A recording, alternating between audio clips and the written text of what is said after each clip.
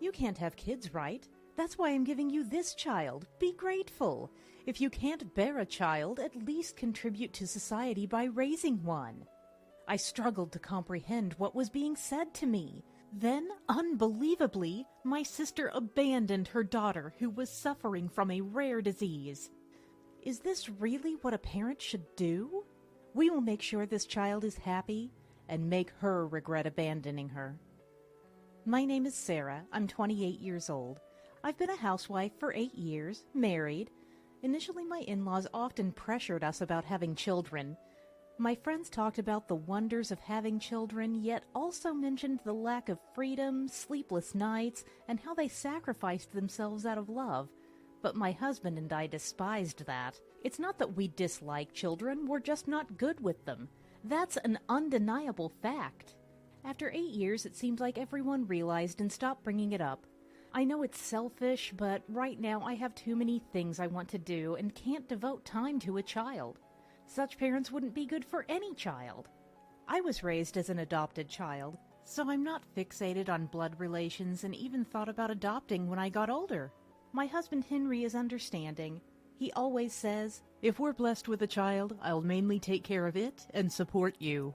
People who can't have children might envy us, but as someone who was abandoned by her parents, I couldn't be irresponsible. Friends' kids who are in elementary school or kindergarten seem well educated and cute. Maybe children born out of desire feel their parents' love. Of course, I consider the two who raised me as my real parents and am grateful for them. I have an older sister who is 2 years my senior. Her name is Linda. Our parents wanted siblings but could only have one, so they adopted me. We got along well when we were young, but she started to dislike me as I had better grades. "You wouldn't be compared, and all the money would have been spent on me if you weren't here," she once said. For the sake of my parents' honor, I must say that they showered both of us with love and resources. Not just mentally, but emotionally too. They never compared us, not once. It was only Linda who felt inferior on her own. She just chose not to study where I did. That led to comparisons, and it was frustrating for me. Maybe because she hated studying, Linda decided to become an internet idol and used our parents' money to buy all the necessary equipment. But she never really put in the effort. Looking at successful people, one might think it's easy, but it requires relentless work. That was always Linda's problem, underestimating things. Linda, not lacking in looks, had her fans, and among them the most generous was Mark, with whom she had a shotgun marriage. She probably thought he was rich, but unfortunately turned out he was in debt from spending on her. Even our parents hesitated, but not wanting to see their grandchild suffer, they paid off his debts and secured him a job.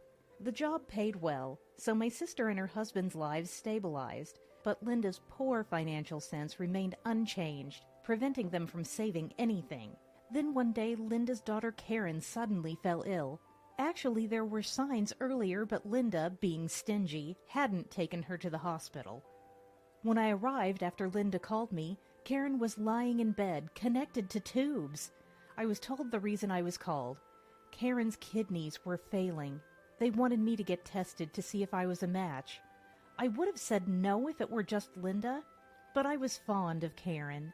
She was so sensible for a 7-year-old. I often thought she was the kind of daughter I'd like. Thinking I wouldn't be a match, I agreed to the test, but it turned out I was. "Please, I'll definitely make it up to you. Save Karen," Linda begged. I wanted to believe that she meant it. After the operation, Karen was out of danger, but that's when the real problems began. Linda hadn't insured her, so the costs were substantial. Then Linda came to me again. "Could you help with Karen's treatment costs? I can't ask our parents anymore, and I need this to be kept secret." "What about Mark? He's got a good salary from the job Dad found for him, right?" Linda sneered. "That salary is nothing. If our parents find out about our spending, Mark might get fired, and we'd be on the streets. Is that what you want?" I felt like saying yes, but I couldn't, not with Karen being used as a pawn. "I'll lend you the money, but you have to write a promissory note. Exploiting your daughter's illness is despicable." Fine, I understand. Save the sermon," Linda replied. When she brought the promissory note later, she signed it without even reading. This is why she never saves any money. Despite having such parents, Karen turned out well, which impressed me. After that, I began visiting Karen's hospital room more often. Was it because I had donated a kidney, or because I had lent them money? No, it was out of pity for Karen. Karen told me that I visited more than Linda, who now seemed to look at me coldly. After a long course of treatment, Karen ended up needing a wheelchair for mobility.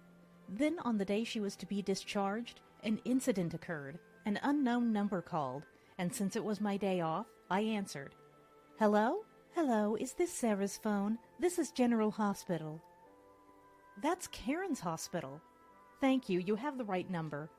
Thank you, sorry to bother you, but Karen's hospital bill is unpaid, and today she's supposed to be discharged, but no one has come for her, and we can't reach her parents. I felt a sudden chill and a rush of heat. My heart clenched. Without realizing it, I was already on my way to the hospital. I got into a taxi and called Linda. Hello? What are you doing? Today is Karen's discharge day, right? I couldn't stay calm and ended up shouting. Can you lower your voice? I can hear you.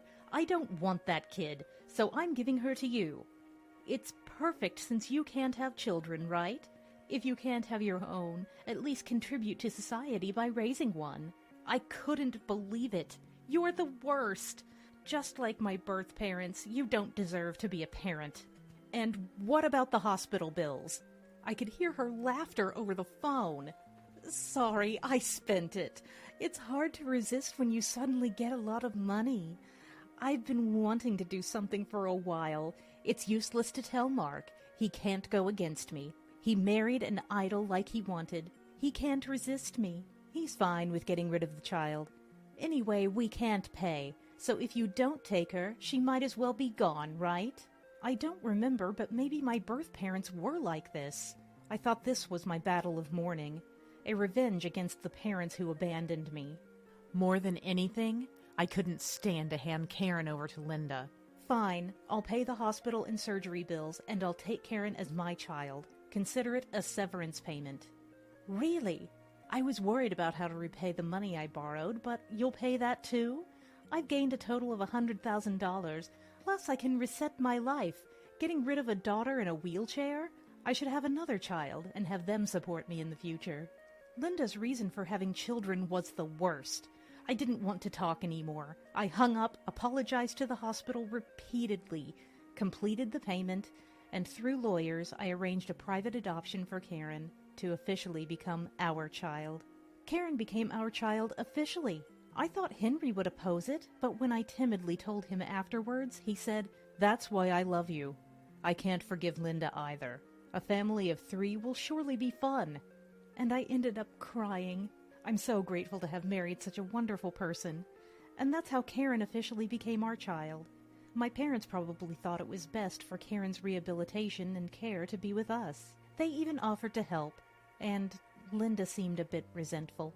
Perhaps worried about our parents finding out about the money, she didn't dare come by. When I honestly told Karen, she was surprisingly calm for a 7-year-old. I thought so. Mom and Dad never visited me. Now, Sarah, you're my mom. Sorry if I'm not used to it yet. She accepted it, but I knew she had been silently crying in her bed. I used to think I had so many things I wanted to do. Now Karen has become my reason for living. Having been involved with her since birth, albeit indirectly, it didn't take time for me to develop affection. Seeing a young child struggling and crying during rehabilitation, even if she's not my biological child, I felt encouraged to support her. Karen was a real trooper, finding ways to do things despite her disability and always trying her hardest. I forgot about the money and supported her to the fullest.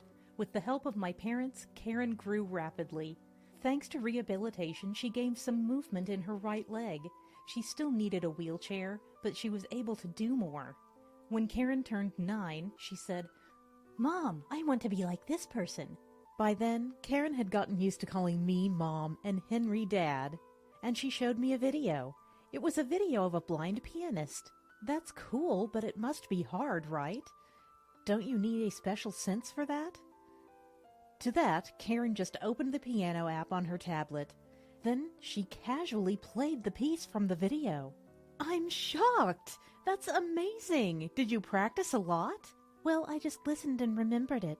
It's kind of like, I just get it.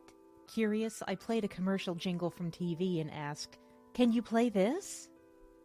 And after just hearing it once, she played it effortlessly. That's incredible! Maybe you have perfect pitch. Hey, Henry, look at this. What's going on? It's rare to see you this excited, Sarah.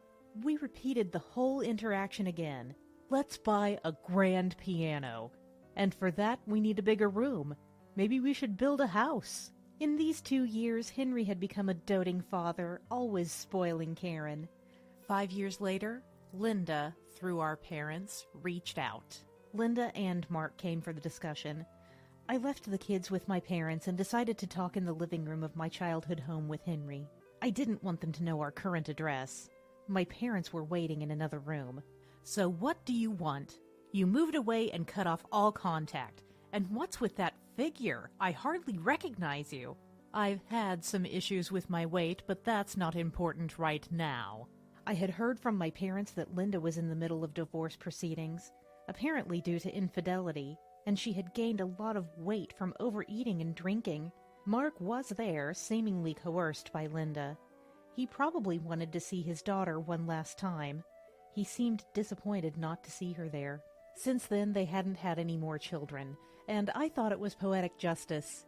I would lose faith in any god that would give such irresponsible people children again and again. But I am grateful that they gave me Karen. You're not asking for money again, are you? Please, I need treatment. I've developed diabetes from binge eating and drinking. I can't work, and the treatment is expensive. We may not be blood-related, but we're still sisters, right? Help me. Linda apologized with gestures that seemed insincere, then first returned the $50,000.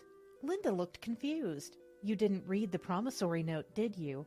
I guess you don't have it anymore. That money is a settled issue, isn't it? It's insincere to bring it up now. She had no right to say that. I was irritated, but decided to enlighten her. I only waived the money I paid for your hospitalization. I never said anything about waiving the loan. You misunderstood. And since we couldn't find you, we gave up. Remember? I said I'd take the hospital and surgery expenses as severance. You haven't repaid the money you embezzled, but now I can claim it. What? I came here because I have no money, and now you're going to bill me? Linda said defiantly. Then suddenly the door of the next room swung open.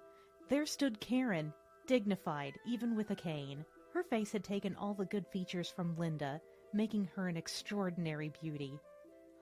Is that Karen? You've grown. Look, you can tell, right? She's grown up to be so much like me. Who are you? Karen's disdainful look was like she was staring at trash. What kind of language is that? Have you been raised properly? Calling your mom you. What? Mom is right here, and Dad is next to her. Karen pointed at me and Henry. I felt tears welling up. I had become a doting parent, too. I never thought I'd cry over my child. Besides, you have a $50,000 debt and are getting divorced, right? How are you going to raise Karen, who still needs a wheelchair? Mark can take care of it, of course. He can't defy me. Seriously? Is she an idiot? She was already defying him by going through divorce proceedings. Then Mark stood up. Enough is enough! I'm fed up. I can't stand it anymore. Sarah, I'm sorry for everything. I promise to pay off the debt. Mark, always submissive, was now red-faced and angry at Linda. I'll take over the compensation money for you and start over. The debt is only being shouldered temporarily. I don't want to trouble Karen anymore. Even if I'm a failed father, I must take responsibility. I heard from friends that you've been bad-mouthing me behind my back. Now you have 0 fans. What? You're betraying me too? Linda tried to act tough, but it seemed to hit her hard. Her face turned bright red. Mark turned to us and said he would contact us later, then left. I didn't sympathize with Mark, but I hoped he wouldn't be brainwashed again. By the way, Dad and Mom know about your current debt. They told me not to come out today. They didn't want to see their own daughter's downfall and wanted to protect my son. What? I thought you couldn't have kids. She had misunderstood. Not wanting kids and being unable to have them are entirely different. We just chose not to. We were hesitant because of Karen's treatment costs. But now Karen doesn't have to worry about money. The house you're living in now is Dad's property, but it's been gifted to Karen, so the rent will go to her. You're welcome to leave if you don't like it. What? Why are you giving it away while she's still a minor? I'm her parent, so if Karen gets it, I should too. I patiently explained the adoption to Linda, that she no longer had parental rights. Linda then blustered one last time. Fine. She's living with a disability anyway. She won't make much money even if you take her in. I silently showed her a video site. What's this? Why is Karen in it? It's got a lot of views. Karen has perfect pitch. If you had paid attention to your daughter, you would have known. We made videos of her playing impromptu piano pieces as part of her rehabilitation, and they went viral. She's now a famous influencer for her beauty and talent. And don't bother trying to take advantage. I've recorded this conversation, and I'll release it if anything happens. Linda hurriedly left, almost fleeing. Since then, Mark had apologized and worked hard, asking my parents for a loan because of the job they'd helped him get. My father trusted Mark after looking into his eyes and decided to lend him the money. He lent it interest-free, with a promise that Mark would pay back monthly. My dad said he believed Mark would be fine now. Linda, with no one to turn to and estranged, was reportedly suffering from diabetes and living on welfare. She was unrecognizable from her days as an internet idol. I thought Karen would thwart my dreams, but now, thanks to her, my dreams have come true. That's because after becoming famous, Karen received numerous invitations to perform worldwide, not just as a wheelchair pianist, but for her pure talent. My dream was to travel the world. I fully support Karen as her manager. My husband stays in America, focusing on raising our son. Karen is popular enough to support us with her income alone. Yet she loves her brother dearly and often returns to America to spend time with the family. Recently, Karen thanked me out of the blue. What's up? Why suddenly? Because of you, Mom, I have this life. Your kidney is inside me. We'll never be apart, and that makes me happy. I'm so glad to have become Karen's parent. The words Karen said to Linda were what I wanted to say to my birth parents. Karen made me feel vindicated. If Linda hadn't been so twisted, maybe her life would have been different. I felt I understood the likely unhappy lives of my birth parents without seeing them. Karen's music enriches the soul.